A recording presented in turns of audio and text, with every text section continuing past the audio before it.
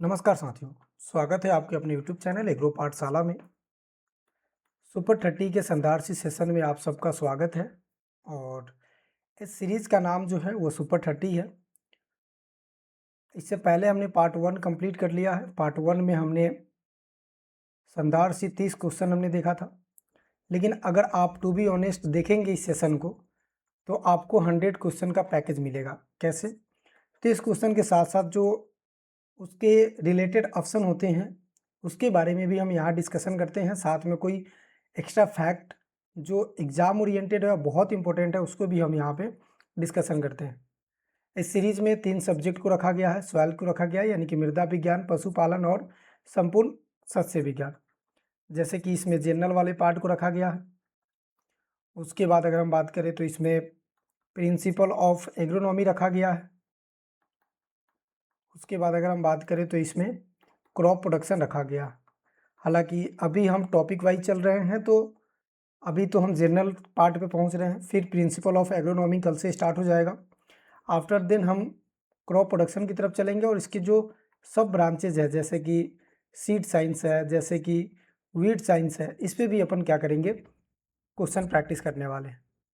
Session को start करते हैं। उससे पहले एक छोटा सा इन्फॉर्मेशन आपके लिए कि अगर आप किसी भी कम्पिटिटिव एग्जाम की तैयारी कर रहे हैं और क्वेश्चन प्रैक्टिस करना चाहते हैं, तो क्वेश्चन प्रैक्टिस करने से आपको जो आने वाले एग्ज़ाम है बहुत ज़्यादा हेल्प मिलेगा। उसके लिए आप टेलीग्राम चैनल एग्रो पाठशाला सर्च करके वहाँ जुड़ सकते हैं। साथ में डिस्क्रिप्शन में लिंक है, तो इस डिस्क्रिप्शन से भी आप क्या कर सकते हैं, जुड़ सकते हैं। सेशन स्टार्ट करते हैं और इस सेशन में हम एक एक पॉइंट को, एक एक क्वेश्चन को बहुत अच्छे तरीके से डील करते हुए चलेंगे। सबसे पहले नंबर पर जो क्वेश्चन है आज का, वो ये है कि सॉइल से पहले स्टार्ट कर रहे हैं तो सॉइल का ही होगा, ऑब्वियस सी बात है। पहला क्वेश्चन है, which of the following is the correct chemical formula of feldspar. Feldspar आप लोग जानते हैं कि ये कैसा है, प्राइमरी मिनरल्स है। क्या है? तो प्राइमरी मिनरल्स है। अब इसके केमिकल फार्मूले के बारे में पूछा गया है, जैसे कि KAlCl3O8, जैसे कि कैल्शियम सल्फेट और H2O, जिसे हम क्या कहते हैं, जिप्सम के नाम से जानते हैं। ठीक है, किसके नाम से? जिप्सम के नाम से जानते हैं। उसके बाद KOH2Al2O3SiO3, ये क्या है हमारे पास? तो फेल्डेस्पार है। क्या है? तो फेल्डेस्पार है। तो यहाँ पे राइट आंसर क्या हो जाएगा? C will be the right answer हो जाएगा। C will be the right answer हो जाएगा। सी क्या हो जाएगा? सही जवाब होगा इसका। ठीक है, ये क्या है? तो कैल्शियम कार्बोनेट। क्या है? Calcium carbonate. कार्बोनेट जो लाइमस्टोन से मिलता है। ये क्या है हमारे पास? तो ये है मैग्नीशियम मेटासिलिकेट। इसे हम क्या कहते हैं?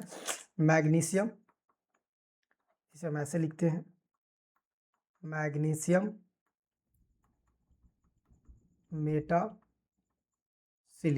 Magnesium metasilicate. ठीक है, ये कैल्शियम कार्बोनेट, जिसे हम लाइम भी कह देते हैं, चूना। ठीक है, जिप्सम, और ये फेल्डस्पार। और इसके साथ साथ अगर आप इसके नाम के बारे में समझेंगे और इसको समझने की प्रयास करेंगे, तो इसे हम पोटेशियम एल्युमिनियम सिलिकेट कहते हैं। क्या कहते हैं? पोटेशियम एल्युमिनियम सिलिकेट कहते हैं। सिलिकेट कहते हैं। क्या कहते हैं? पोटेशियम एल्युमिनियम सिलिकेट कहते हैं। तो जो चीज़ आपको नहीं आ रहा है उसको लिख लेना है। पोटेशियम फेल्डस्पार के नाम से भी जानते हैं इसको। किसके नाम से? तो पोटेशियम फेल्डस्पार भी इसे हम कह सकते हैं, पोटेशियम। ठीक है, ये नाम लिख लेना, ये कई बार पूछ लिए जाते हैं। ठीक है, और इसको हम क्या कहते हैं? तो इसको हम कैल्शियम सल्फेट डिहाइड्रेट कहते हैं। जिप्सम को हम किस नाम से जानते हैं? कैल्शियम सल्फेट डिहाइड्रेट कहते हैं। क्या कहते हैं? डिहाइड्रेट कहते हैं। ठीक है, तो राइट आंसर हमारा क्या होगा? C will be the right answer हो जाएगा। यहाँ पे राइट आंसर ये है। ठीक है, चलिए आगे चलते हैं।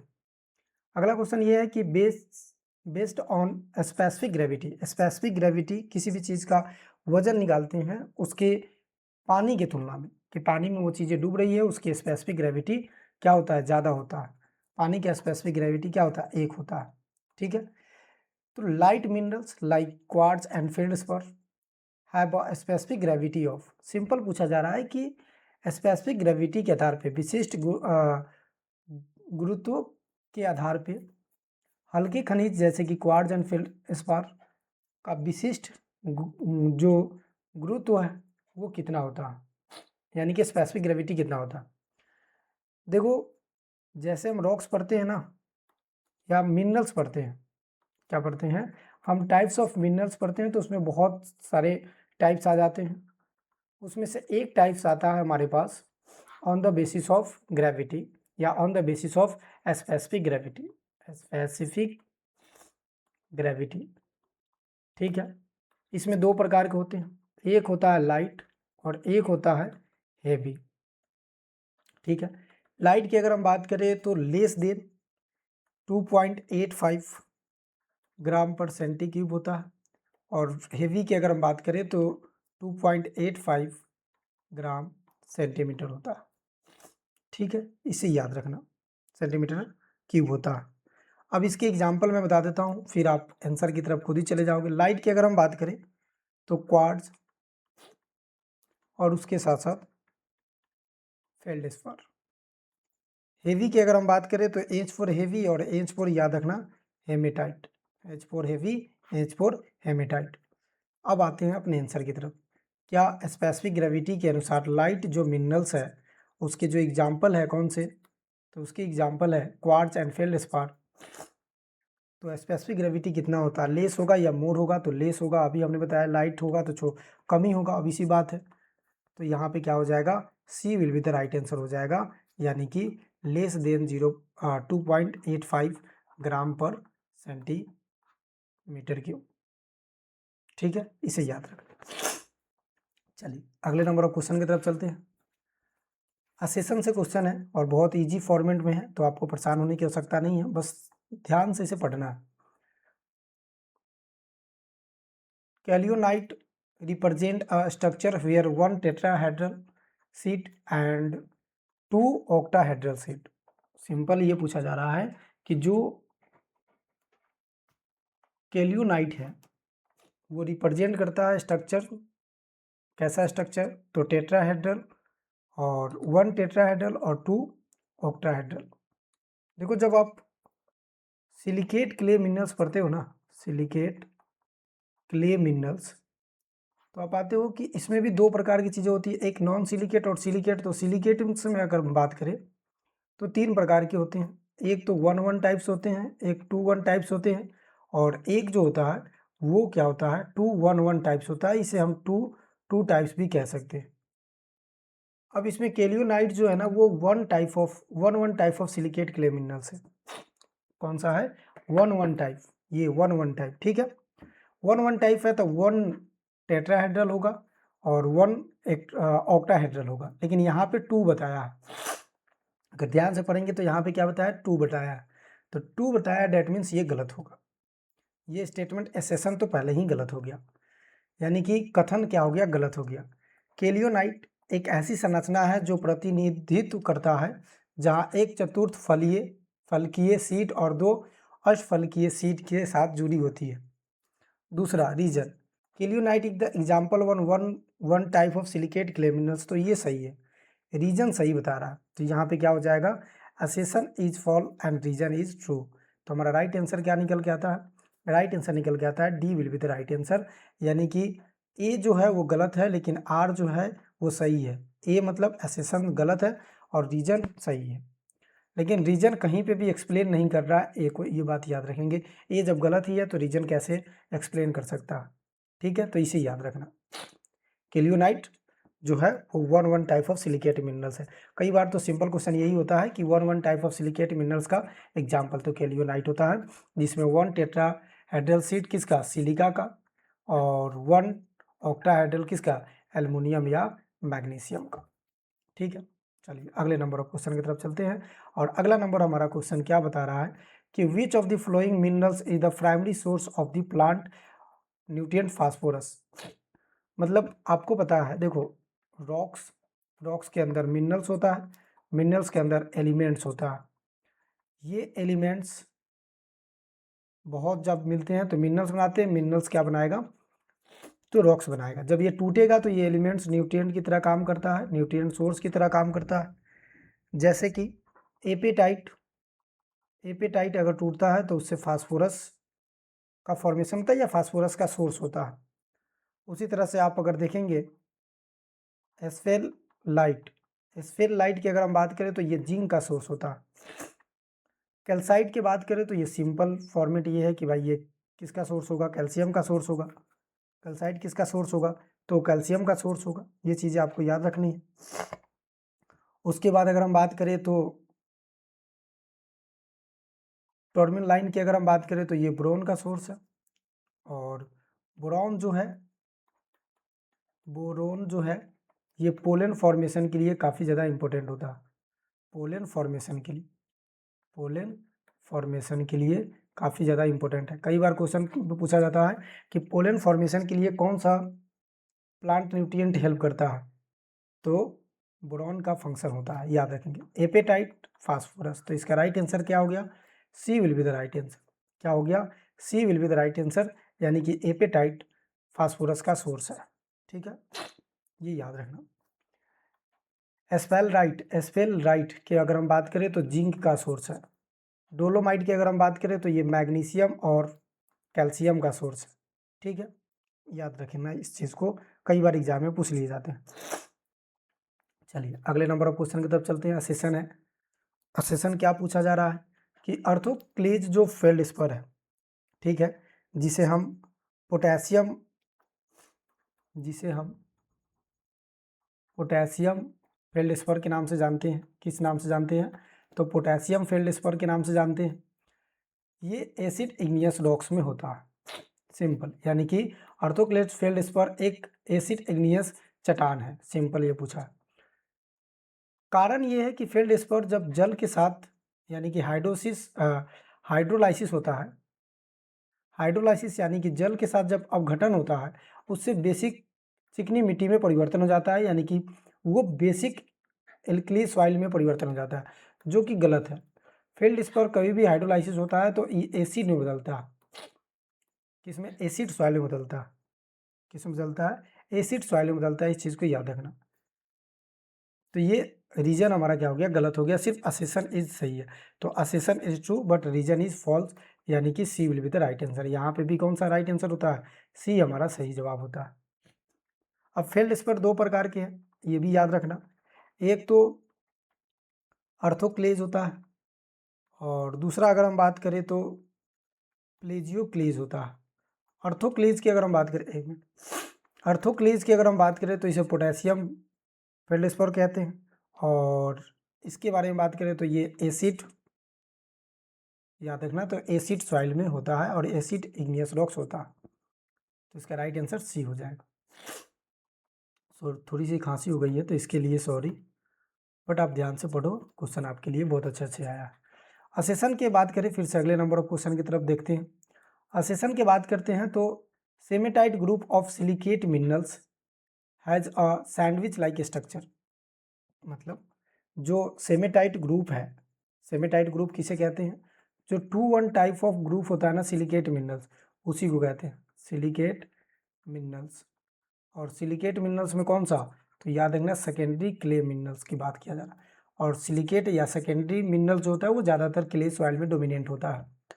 तो सैंडविच लाइक स्ट्रक्चर बन जाता है। कैसे बनता है देखना, दो जो ये अपना बॉक्स बनाएगा, अपना लेयर बनाएगा, अपना प्लेट बनाएगा, ये किसका प्लेट बनाएगा, तो दो प्लेट बनाएगा ये अपना सिलिका का। तो एक साथ तो प्लेट दोनों रहेगा नहीं, तो एक प्लेट नीचे एक प्लेट ऊपर रख देते हैं। बीच में किसका आ जाएगा, एल्युमिनियम या मैग्नीशियम का आ जाएगा।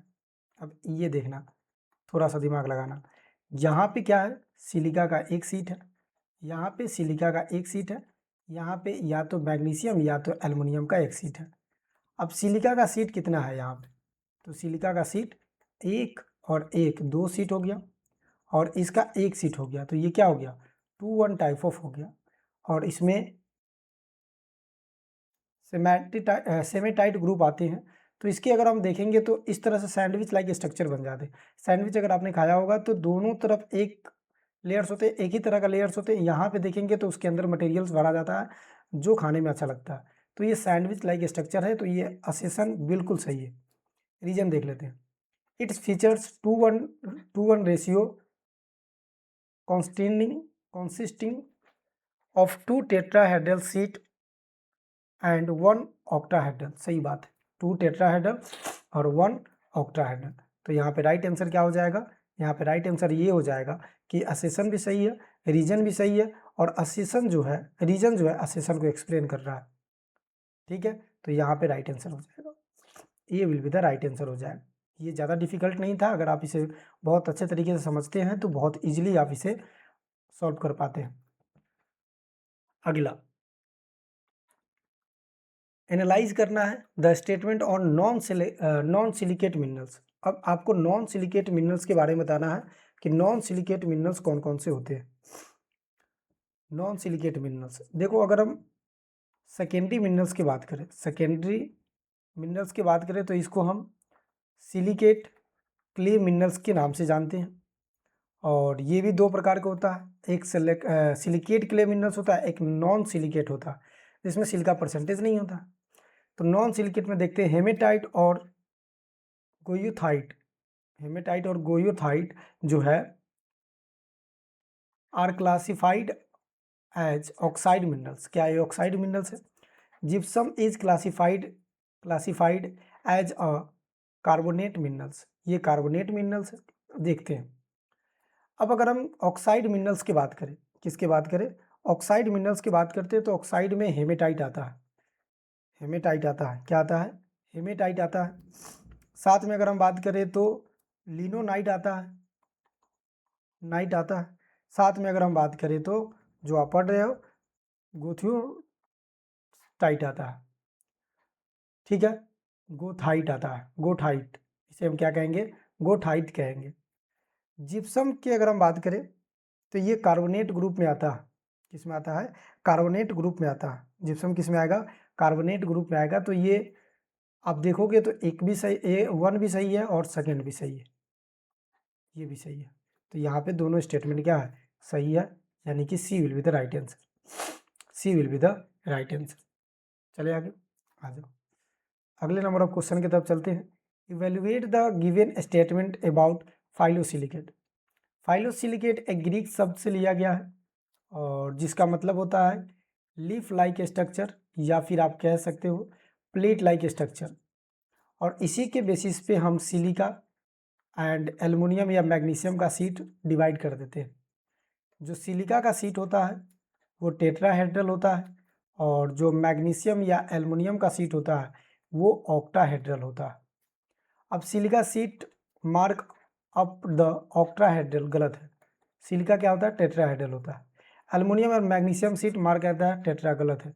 यहाँ दोनों उल्टा कर दिया गया है, तो ये दोनों गलत है। क्या हो जाएगा? बोथ स्टेटमेंट ए और बी यानी कि 1 और 2 इनकरेक्ट हो जाएगा। ये हमारा राइट आंसर होगा। इसने क्या पूछा है? तो इसने पूछा है कि ये दोनों के बारे में आपको बताना है, स्टेटमेंट के बारे में। तो दोनों स्टेटमेंट गलत है भाई, तो दोनों स्टेटमेंट गलत है। जो पूछा है वो हमने बता दिया कि यहाँ पे ये स्टेटमेंट सही हो रहा है, यानी कि ये भी गलत है, ये भी गलत है। क्योंकि ये होना चाहिए कि टेट्राहेड्रल होगा सिलिका और एल्युमिनियम मैग्नीशियम ऑक्टाहेड्रल होगा। आगे चलते हैं। Magnesium mica is also known as alternate name. Magnesium mica किसके नाम से जाने जाते हैं? तो याद रखना, इसको हम जानते हैं बायोटाइट, यानी कि ब्लैक माइका के नाम से। ब्लैक माइका के नाम से, किसके नाम से? ब्लैक माइका के नाम से। वहीं पे अगर आपसे पूछता कि पोटेशियम माइका, पोटेशियम माइका, तो उसको हम किस नाम से जानते हैं? वाइट माइका के नाम से। किस नाम से? वाइट माइका के नाम से। और इसी को हम क्या कहते हैं? मस्कोवाइट। मस्कोवाइट, ठीक है, क्या कहते हैं? मस्कोवाइट कहते हैं। तो यहाँ पे हमारा राइट आंसर क्या हो जाएगा? क्योंकि मैग्नीशियम माइका पूछा है तो यहाँ पे हमारा राइट आंसर हो जाएगा ब्लैक माइका, जिसे हम बायोटाइट कहते हैं। क्या कहेंगे? बायोटाइट, जो यहाँ पे हमने बताया। तो यहाँ पे राइट आंसर क्या है जी? यहाँ पे राइट आंसर है बी। तो बी हमारा सही जवाब होगा। B will be the right answer. ठीक है, चलिए, उम्मीद करता हूँ कि ये क्वेश्चन आपको ऐसा लग रहा होगा कि ये सब क्वेश्चन जो है ये एग्जाम ओरिएंटेड क्वेश्चन है और ये काफ़ी इंपॉर्टेंट क्वेश्चन है, ठीक है। तो जितना क्वेश्चन आपको करवाया जा रहा है ये आपको सही से पढ़ना है और इसको प्रैक्टिस करने के लिए आप टेलीग्राम पे जुड़ सकते हैं और ये सारे क्वेश्चन टेलीग्राम पे मिल जाते हैं PDF फॉर्मेट में भी और क्वेश्चन फॉर्मेट में भी, जहाँ आप प्रैक्टिस कर सकते हैं। फिर आगे हम बात करें एसेशन एंड रीजन। एसेशन की अगर हम बात करते हैं तो secondary minerals are the mostly dominant clay minerals, ये राइट है। Secondary minerals are develop from the decomposition of alternate primary minerals through the welding process, right है, दोनों राइट है। क्या है यहाँ पे, दोनों सही है, तो ये भी सही है, ये भी सही है। अब जो रीजन है वो असेशन को एक्सप्लेन कर रहा है, क्योंकि क्ले तभी बनेगा जब उसमें वेदरिंग होगा। वेदरिंग होगा तो ये सेकेंडरी मिनरल्स फॉर्म हो जाएगा जो प्राइमरी मिनरल से बना हुआ, तो इसका right answer A will be the right answer हो जाएगा, ठीक है। चलिए, अब आता है जो हमारा क्वेश्चन है वो एग्रोनॉमी का क्वेश्चन है। यहाँ से एग्रोनॉमी, ये नंबर पे मत जाइएगा।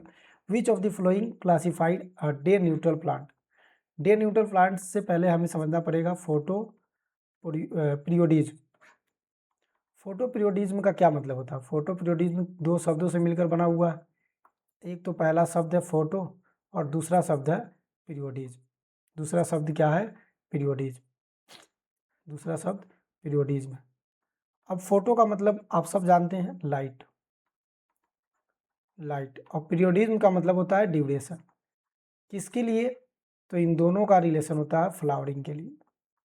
किसी भी फ्लावरिंग के लिए लाइट की कितना रिक्वायरमेंट है उसी को हम कहते हैं फोटो पीरियोडिज्म।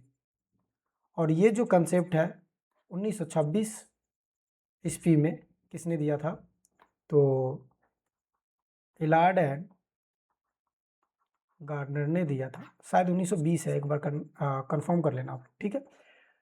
तो इन्होंने दिया था फोटो पीरियोडिज्म। और फोटो पीरियोडिज्म के आधार पे प्लांट को 3 भागों में बांटा। C3 plant, sorry, photo periodism के आधार पे कितने भागों में बांटा, तो लॉन्ग डे प्लांट और शॉर्ट डे प्लांट और उसके साथ साथ डे न्यूट्रल प्लांट।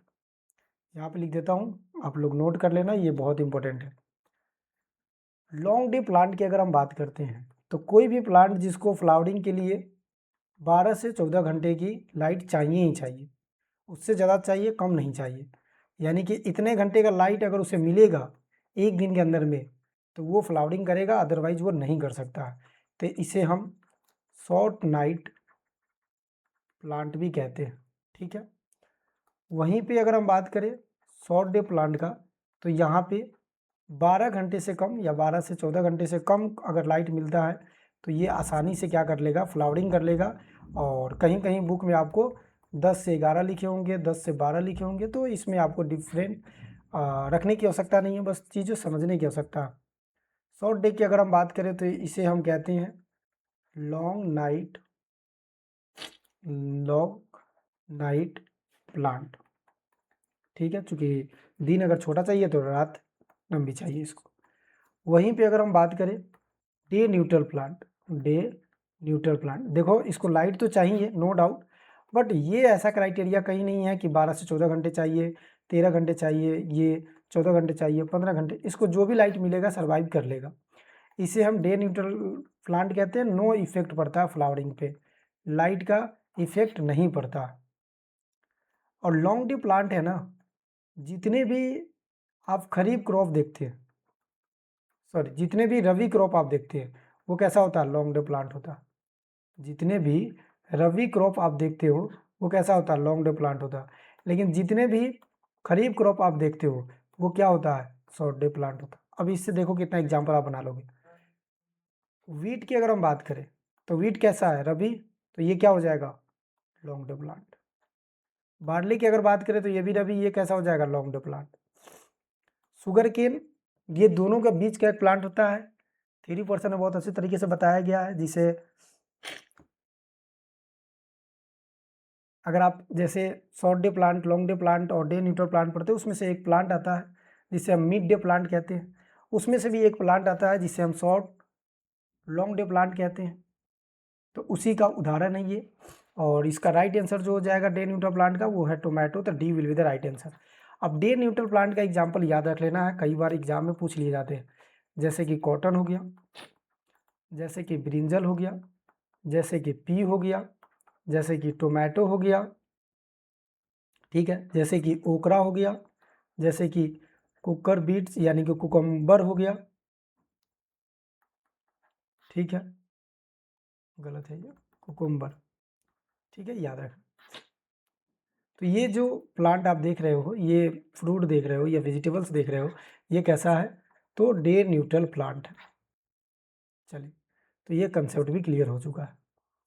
अगले नंबर पे चलते हैं। असेसन, kharif crop required warm and wet weather at a major period of crop growth. मतलब क्रॉप ग्रोथ जो करता है उसमें से मेजर जो समय है उसको वार्म एंड वेट वेदर चाहिए। अब इसी बात है, चूँकि खरीफ सीजन ग्रो कब होता है, तो ये ग्रो होता है जून और जुलाई में, जून और जुलाई में। तो इसको कैसा चीज़ चाहिए, प्लांट को वार्म क्लाइमेट चाहिए एंड वेट वेदर चाहिए, क्योंकि उस समय क्या है, मानसून है, तो इसे हम मानसून क्रॉप के नाम से भी जानते हैं। Kharif crop are grow monsoon month from the June to October, सही बात है। तो असेसन भी सही है और रीजन भी सही है, तो इसको एक्सप्लेन भी कर रहा है, तो करेक्ट एक्सप्लेनेशन ऑफ ए, तो इसका राइट आंसर विल बी ए हो जाएगा।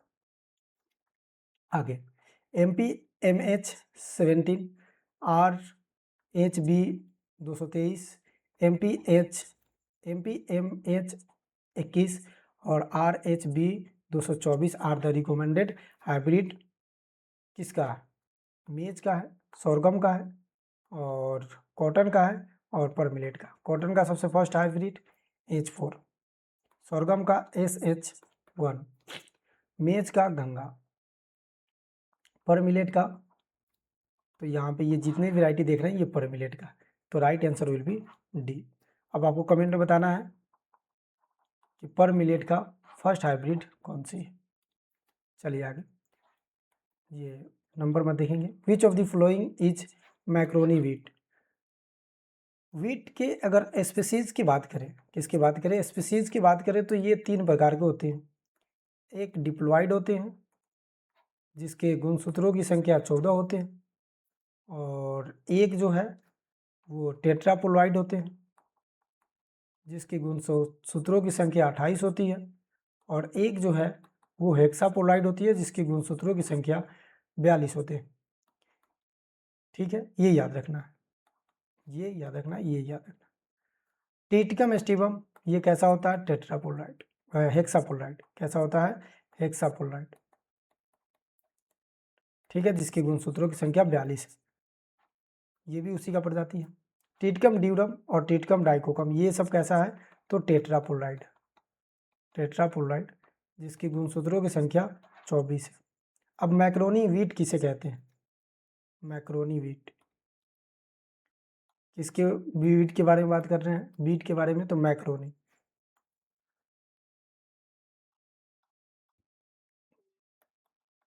मैक्रोनी, ठीक है, ये याद रखना क्या हो जाएगा, तो टिटिकम ड्यूरम हो जाएगा, ड्यूरम। एक होता है इमर वीट, इमर वीट, इमर वीट देखो यहाँ पे डबल एम है ना, तो यहाँ पे समझ लेना डाइकोकम, डाइकोकम, टिटिकम डाइकोकम, और टिटिकम ड्यूरम क्या हो जाएगा, मैक्रोनी। तो हमारा राइट आंसर क्या है, टिटिकम ड्यूरम, यानी कि C will be the right answer, C will be the right answer हमारा हो जाएगा। इसका सेवैया और सूजी भी बनता है, सेवैया सूजी किससे बनता है, तो इसी से बनता है, सूजी और सेवैया, ठीक है, ये याद रखना, हो जाएगा याद, बहुत इजी है, ज़्यादा आपको दिमाग लगाने की आवश्यकता नहीं है इस पर। चलते आगे, चूँकि टाइम भी हो रहा है अपने पास। चलिए, अरेंज करना है क्रॉप को किस ऑर्डर में, लो टू हाई प्रोटीन कंटेंट में। अब देखो वीट की अगर हम बात करें तो 11 से 12% बताया जाता है, ठीक है, कहीं कहीं 13 भी है, तो कोई दिक्कत नहीं है। यहाँ पे एग्जैक्ट बात करें तो 11.08 होता है, दूसरा कलर ले लेता हूँ, 11.8 होता है, बट एक रेंज में 11 से 13 भी लिख सकते हैं। ग्राउंडनट में बात करें तो 26% ऑयल होता है, इसमें 26% प्रोटीन होता है, प्रोटीन, और 40% क्या होता है, तो वाइल होता है, क्योंकि ये वाइल सीड क्रॉप है। राइस की बात करें तो 6 से 7% यहाँ पे क्या होता है, प्रोटीन होता है। और ये ऐसा क्रॉप है जो 4 से 6 pH पे आसानी से ग्रो हो जाता है और वाटर लॉगिंग कंडीशन में भी आसानी से ग्रो हो जाता है। सोयाबीन की अगर हम बात करें तो 42% वाइल होता है। अब पूछ रहा है कि सबसे कम उससे सबसे ज़्यादा के रेशियो में चलना है, तो सबसे कम आप देख रहे हो राइस का, उसके बाद आप देख रहे हो वीट का है, तो सी के बाद ए देखो, सी के बाद ए कहाँ पे है, सी ए, सी ए, ये दोनों सही हो सकता है, ये गलत ये गलत, आगे देखते हैं। उसके बाद आते हैं ग्राउंडनट, ग्राउंडनट यानी कि बी, तो डी यहाँ पे दिया हुआ है, ये गलत हो गया, यानी कि 4 will be the right answer. क्या हो जाएगा, 4 will be the right answer, 4 will be the right answer. ठीक है, चलिए मैच करना है characteristic with C3 plant. C3 plant के बारे में मैच करना है। C3 प्लांट जो है लो वाटर यूज एफिशिएंसी दिखाता है। फर्स्ट जो स्टेबल प्रोडक्ट बनता है वो C3 प्लांट में PGA बनता है। ठीक है, फॉस्फोग्लाइसेरिक एसिड कहते हैं इसको, क्या कहते हैं, फॉस्फोग्लाइसेरिक एसिड कहते हैं। क्या कहते हैं, फॉस्फोग्लाइसेरिक एसिड कहते हैं। मेज और sorghum की बात करें तो ये C3 का एग्जाम्पल है, ये सिर्फ बता रहा है, अभी हम देखेंगे गलत है या सही है। अब C3 का मैं प्रॉपर्टीज बता देता हूँ, फिर आप भी बता दोगे। C3 सबसे पहले याद रखना कि C3 में रेस्पायरेशन बहुत ज़्यादा होता है, इसलिए C3 का प्रोडक्शन कम होता है और C4 का प्रोडक्शन ज़्यादा होता है। ठीक है, C4 में फोटोसिंथेसिस ज़्यादा होता है, फोटोसिंथेसिस ज़्यादा होगा, क्योंकि रेस्पायरेशन ज़्यादा होगा तो ये लॉसेस है। कैम प्लांट की बात करें तो वाटर यूज एफिशिएंसी ज़्यादा होता है। क्या होता है, वाटर यूज एफिशिएंसी क्या होता है, ज़्यादा होता है। अब वैसे में यहाँ पे दिया हुआ है कि लो वाटर यूज एफिशिएंसी, सही बात है, इसका वाटर यूज एफिशिएंसी क्या होता है, लो होता है।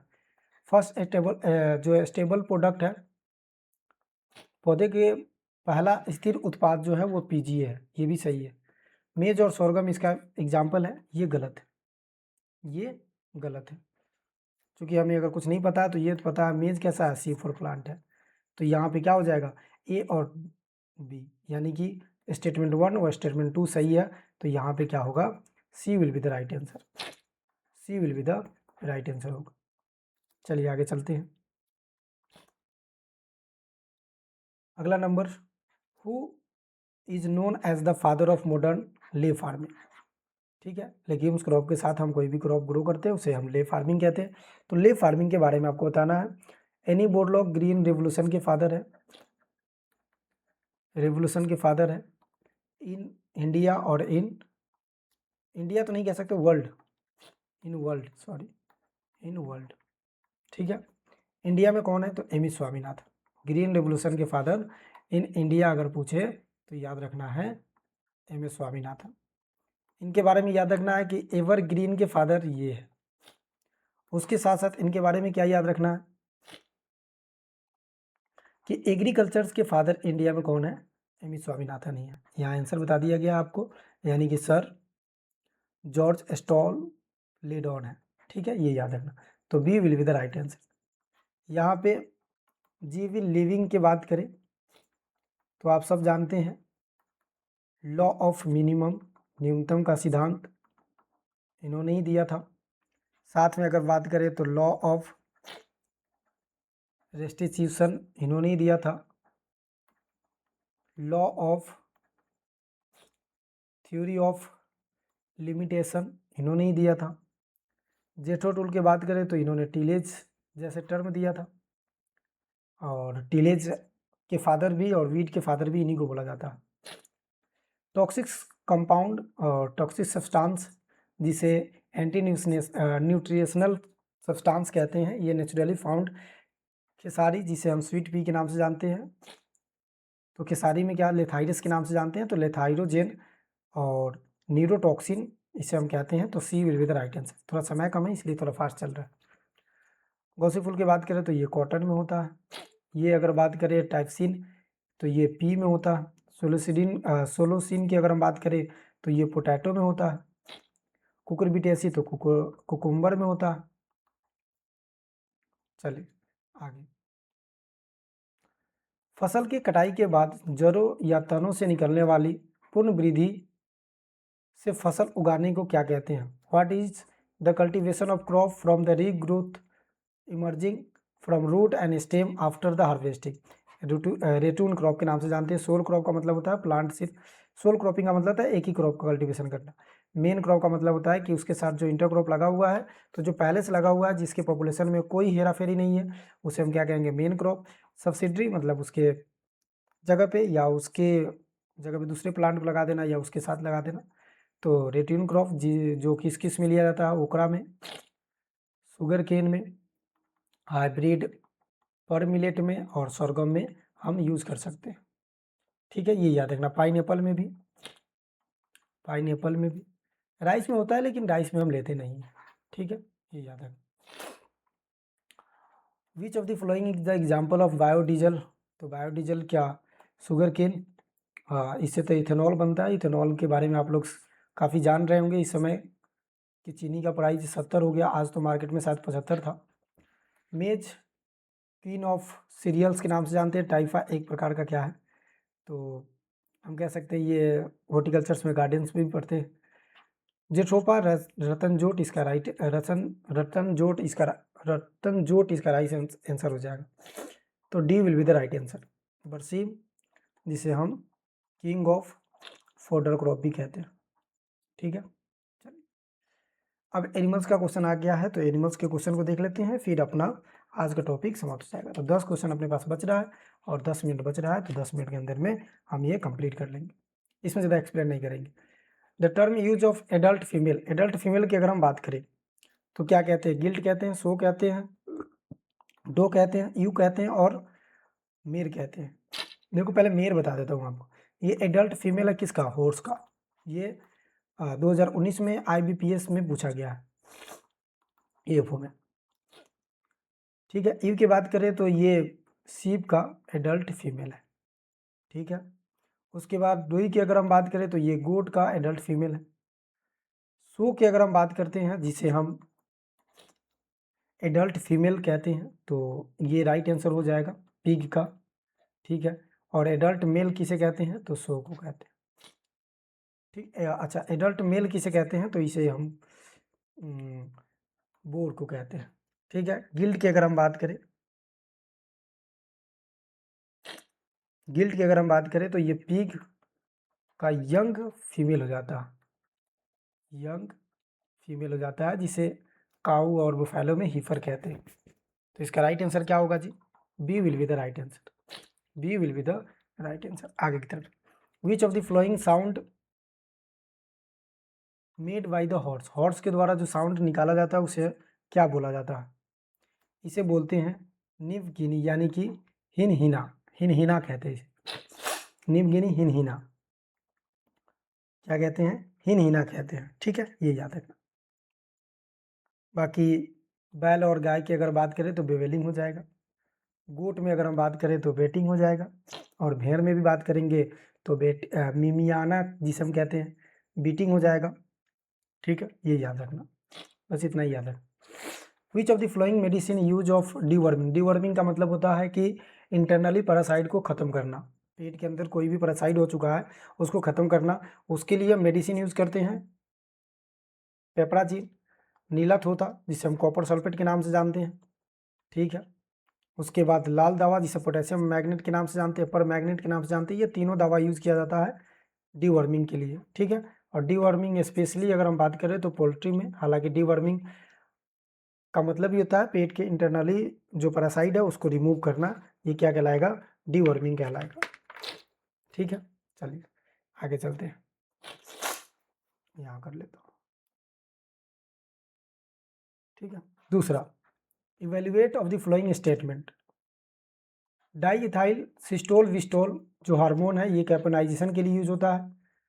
और दूसरा स्टेटमेंट है कि डिसबर्डिंग और dehorning is the process of tail cutting, ये गलत है।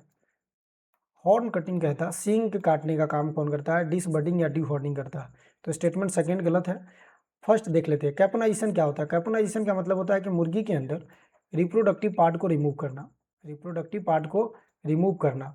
और रिप्रोडक्टिव पार्ट कैसे रिमूव करेंगे, तो हार्मोन, हार्मोन का नाम क्या है, तो DCV के नाम से जानते हैं। डी मतलब डाईथाइल सिस्टोल और वेस्टोल के नाम से जानते हैं। तो इसका राइट आंसर सिर्फ स्टेटमेंट 1 सही बता रहा है, तो स्टेटमेंट 1 इज राइट। ठीक है, 1 कहाँ गया, स्टेटमेंट, बहुत स्टेटमेंट इनकरेक्ट, बहुत स्टेटमेंट करेक्ट, गलत है, बहुत स्टेटमेंट है partially correct, statement incorrect, statement correct और सेकंड इनकरेक्ट, यानी कि A will be the right answer. ठीक है, A will be the right answer. चले आगे, आइए, cannibalism is the problematic behaviour observe in poultry. Cannibalism जो होता है ये कह सकते हैं कि पोल्ट्री में देखा जाता है, जो एक समस्याग्रस्त व्यवहार है। ये क्या करता है, तो बिग के माध्यम से, जो उसके चोंच होते हैं उसके माध्यम से किल करता है, इंजरी पहुंचाता है एक दूसरे को। तो कैनाबोलिज्म एक नेगेटिव पॉइंट है, एक प्रॉब्लमैटिक बिहेवियर है जो एब्जॉर्ब किया जाता है पोल्ट्री के अंदर, जो एक दूसरे को चोंच मारकर नुकसान पहुंचाया जाता है, और इसी प्रोसेस को कैनाबोलिज्म कहते हैं। तो दोनों बात क्या है यहाँ पे सही है और एक्सप्लेन भी कर रहा है, तो यहाँ पे भी राइट आंसर क्या हो जाएगा, A will be the right answer हो जाएगा। अगले नंबर ऑफ क्वेश्चन की तरफ चलते हैं कि कास्ट्रेटेड मेल जो होता है सीप का, उसे विदर कहते हैं, विदर के नाम से जानते हैं। और कास्ट्रेटेड मेल जो हॉर्स होता है उसको हम गिल्डिंग या गिल्ड के नाम से जानते हैं। तो दोनों बात सही है, आपने पढ़ा ही होगा कि अच्छा कास्ट्रेशन क्या होता है, removal of testis from the male animals, male animals के जो टेस्टिस होते हैं उसके रिमूव कर देना, उसे हम क्या कहते हैं, कास्ट्रेशन कहते हैं। और जिसे बधियाकरण भी कहा जाता है, क्या कहते हैं, बधियाकरण भी कहते हैं, बधिया, इसे बधियाकरण कहते हैं। ठीक है, तो विडर कहते हैं और इसे गेल्टिंग कहते हैं, ये सही है। और एक्सप्लेनेशन तो कोई कर नहीं रहा है क्योंकि उसके बारे में थोड़ी बात हो रहा है, बट यहाँ पे सही क्या है, तो B will be the right answer हो जाए। Not correct explanation, correct explanation तब करता जब ए के बारे में रीजन बताता, यहाँ रीजन दूसरा ही है लेकिन रीजन दूसरा सही है। Consider the following statement, all India coordinator research project, जिसे हम AICRP के नाम से जानते हैं, जैसे कि ARCRP गोड का कहाँ पे है, मखडूम में। AICRP पोल्ट्री का कहाँ पे है, हैदराबाद में। और FMD जिसे हम फूड माउथ डिजीज कहते हैं, खुरपाका मुंह फक्का रोग, तो ये कहाँ पे है, उत्तराखंड में। तो इसका तीनों स्टेटमेंट सही है, यानी कि D will be the right answer. क्या डी इसका सही जवाब है। आगे, what is the primary purpose of dubbing. Dubbing का मतलब होता है कि जो मुर्गी होता है ना, उसके चोंच के ऊपर देखोगे, सर के ऊपर एक छोटा सा कॉम्ब होता है, तो इस कॉम्ब को हटाते हैं, शॉर्ट स्टेटस कह रहे, शॉर्ट स्ट्रेस को कम करने के लिए। तो शॉर्ट स्ट्रेस को कम करने के लिए हटाया जाता है, तो reduce to short time of stress, अल्पकालिक तनाव को कम करने के लिए किया जाता है, तो B will be the right answer.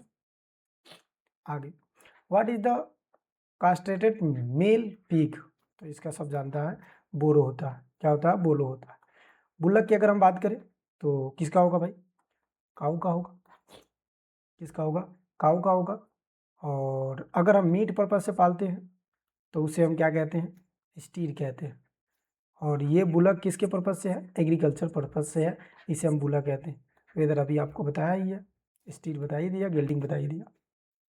चलिए, consider the statement regarding the ship, ship के बारे में करना है। एडल्ट मेल जो होता है उसे रैम या टफ कहते हैं, सही बात है, ये टूप के नाम से जानते हैं या टफ के नाम से भी कहते हैं। एक्ट ऑफ मीटिंग की बात करें तो टूपिंग कहते हैं, इसे क्या कहते हैं, टूपिंग कहते हैं। तो दोनों बात सही है, तो यहाँ पे क्या हो जाएगा, स्टेटमेंट फर्स्ट और स्टेटमेंट सेकेंड क्या हो जाएगा, हमारा सही हो जाएगा। तो C will be the right answer, C will be the right answer हो जाएगा यहाँ पे। ठीक है, इस चीज़ को याद रख, चले आगे। अच्छा, इतना ही है, तो ये सेशन भी हमारा कंप्लीट हो गया। ये 30 क्वेश्चन जो है आपको टेलीग्राम पे मिल जाएगा। किस टेलीग्राम पे मिलेगा, तो आपको पता ही है, एग्रो पाठशाला, एग्रो पाठशाला, वहाँ पे आप जाकर ज्वाइन कर सकते हैं, और व्हाट्सएप पे भी मैसेज कर सकते हैं, और आप इंस्टाग्राम पे भी हमें फॉलो कर सकते हैं। बाकी सेशन कैसा लगा है आप लोग ज़रूर बताइएगा, और कोई भी फीडबैक हो, चाहे नेगेटिव फीडबैक हो या पॉजिटिव फीडबैक हो, आप कमेंट में लिख दिया करो। बाकी मिलते हैं किसी नए सेशन के माध्यम से, जब तक के लिए धन्यवाद। पढ़ते रहिए, स्वस्थ रहिए, मस्त रहिए। और ये वाला जो PDF है मैं सेव कर लेता हूँ और आपको प्रोवाइड करवा दूँगा। जब तक वीडियो